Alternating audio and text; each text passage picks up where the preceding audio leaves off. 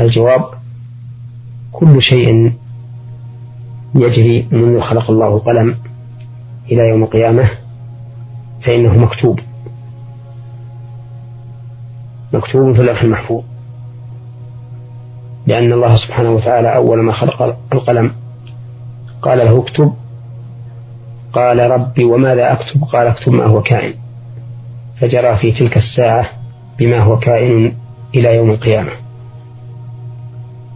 وثبت عن النبي صلى الله عليه وسلم أن الجنين في بطن أمه إذا مضى عليه 4 أشهر بعث الله إليه ملكا ينفخ فيه الروح ويكتب رزقه وأجله وعمله وشقي أم سعيد.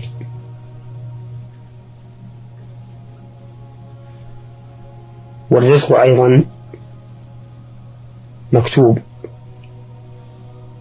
لا يزيد ولا ينقص، ولكن الله سبحانه وتعالى قد جعل له أسبابا يزيد بها فيها أو يزيد بها وينقص. فمن الأسباب أن يعمل الإنسان لطلب الرزق، كما قال تعالى: هو الذي جعل لكم الأرض ذلولا فامشوا في مناكبها وكلوا من رزقه وإليه النشور. ومن الأسباب أيضا صلة الرحم من بر الوالدين وصلة القرابات، فإن النبي صلى الله عليه وسلم قال: من أحب أن يبسط له في رزقه ويسأ له في أثره فليصل رحمه. ومن الأسباب تقوى الله عز وجل، كما قال تعالى: ومن يتق الله يجعل له مخرجا ويرزقه من حيث لا يحتسب.